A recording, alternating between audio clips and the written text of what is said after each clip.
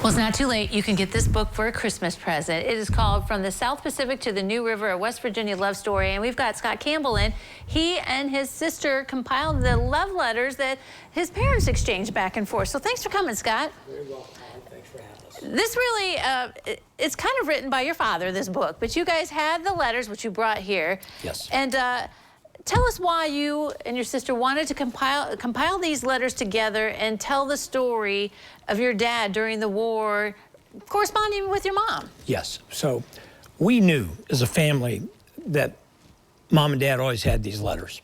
We knew the whole story behind it. Briefly, in fact, one of the reasons why I asked to come on today was today would be the 80th anniversary of our Uncle Herbert's death at Maui in Hawaii, December 22nd, 1943, aboard an aircraft carrier. He was killed. He was a flagman on board ship, and one of our planes lost control, hit him. We've got his death certificate that the National Archives sent to us in there, and it states what happened. And so the very first letter that Dad wrote back in March of 1944, March 28, 1944, back to our mother, and Dad would have been at Norfolk at the time, getting ready to board the Taussig. But Dad wrote the first letter, expressed the family's condolences on the loss of her boyfriend, his brother, and Dad got to leave about 3 weeks later, come home, met Mom formally. They went on a date once or twice during that period of time. And then Dad went back to ship, went out to sea, and that's when the letter correspondence really began.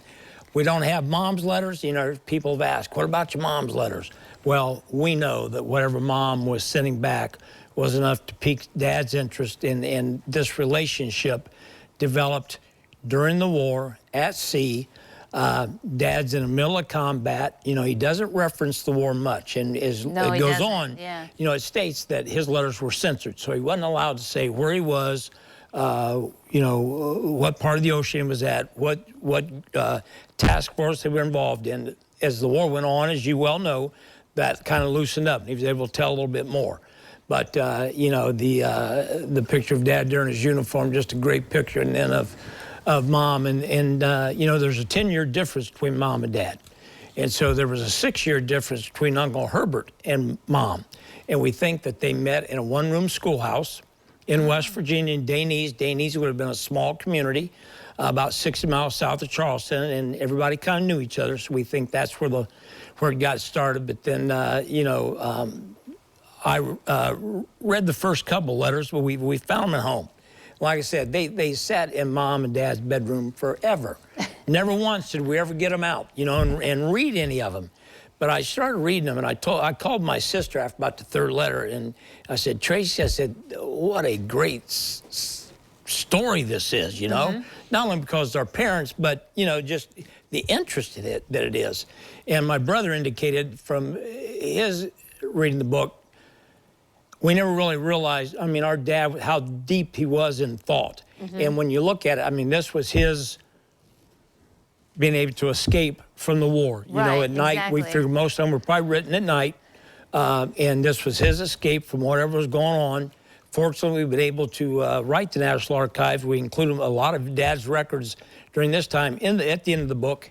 It kind of shows where he was, what all was going on, and so forth. But it truly is, I've said it, it's a great American, West Virginia, and Lima love story, even though Lima is never mentioned in the book. Right, yeah, exactly. And it's so cool the way it's only your dad's side, but you can just feel the love and the way their relationship grows and how he feels. And so it's a really cool book. And even though it's not your family, I think lots of people will enjoy that. So you can get it on Amazon. You can get it at Read More, at Barnes & Nobles. Yes. So you can get it now and enjoy the read. Yes, if you know me, I've got copies, a few copies that you could try to find me. But it truly is a great American story. West Virginia Lima love story. It is. It really is. Well, Scott, thank you very much for coming today and telling us about it. Thanks, Holly. Greatly appreciated. Thank you very much. Don't go away. We'll look at the weather forecast next.